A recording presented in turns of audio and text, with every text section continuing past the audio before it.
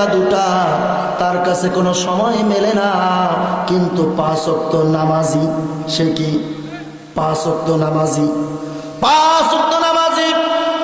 এ মা বোনেরা, গভীর মনোযোগ লাগান আর সামনের জায়গাগুলো পূরণ করে বসেন। মা বোনেরা, গভীর মনোযোগ লাগাও, আলোচনা কেবল শুরু।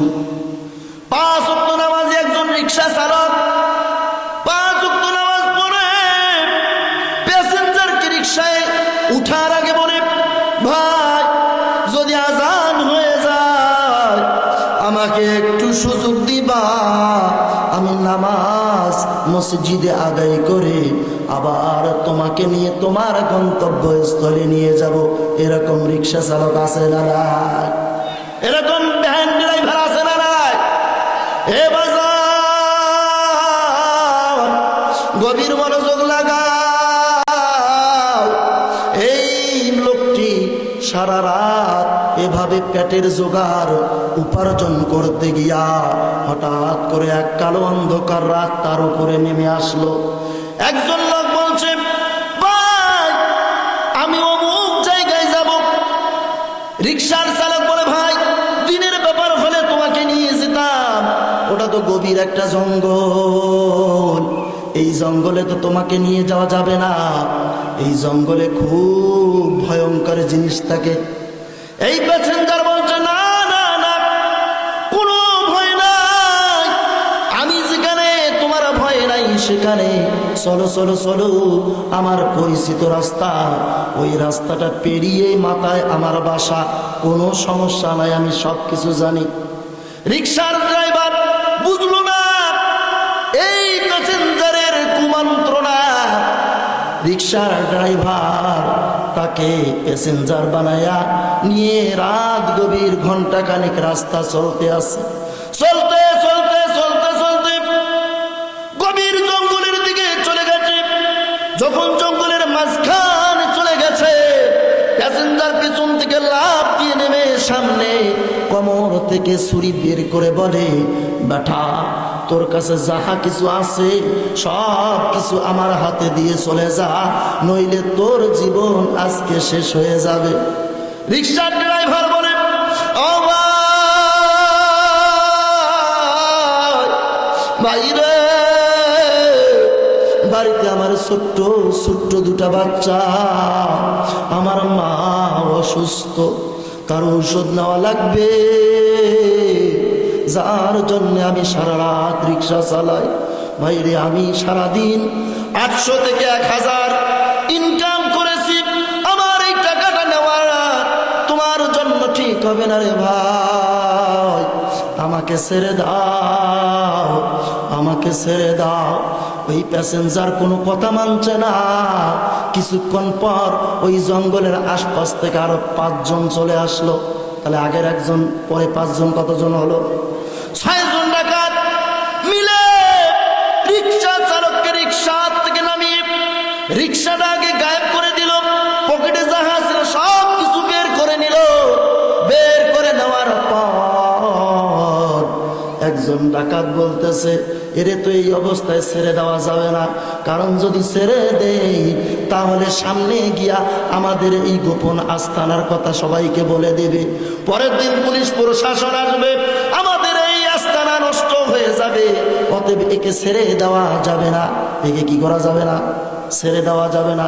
তাহলে আরেকজন বলছে, তাহলে কি করতে হবে? রে হত্যা করতে হবে।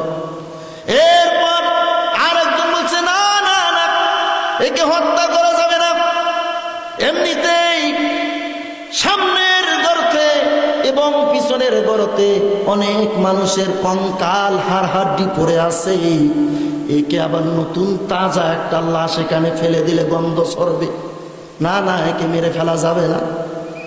আর একজন যিনি ডাকাতের সর্দার, তিনি ডাইরেক্টলি বললেন, কোনো দেরি করবা না, এই রিকশা ড্রাইভারকে হত্যা করে আমাদের গর্তের মধ্যে ফেলিয়ে দাও, সিলশগুনে তার দেহটা খেয়ে ফেলবে, কোনো সমস্যা না। এবার এই রিকশা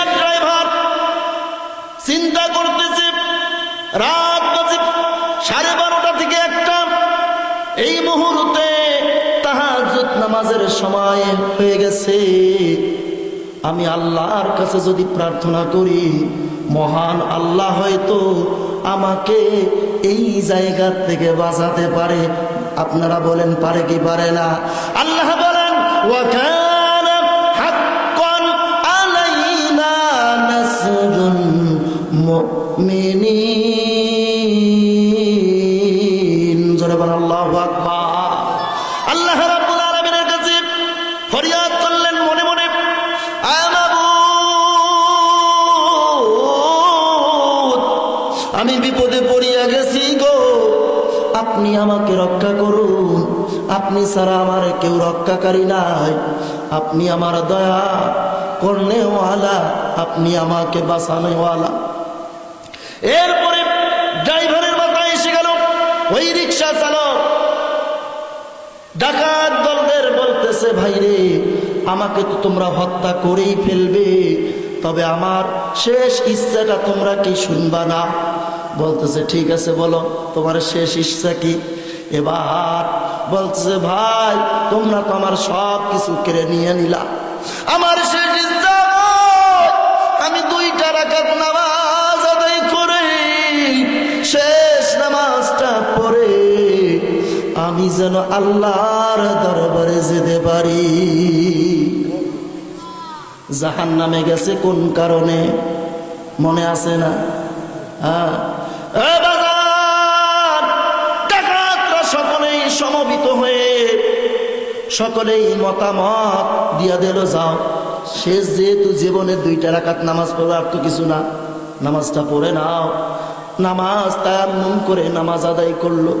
নামাজ আদায় করার পর দোকানা হাত তুলে মাবুদকে বলে কেন্না করে, মাবুদ,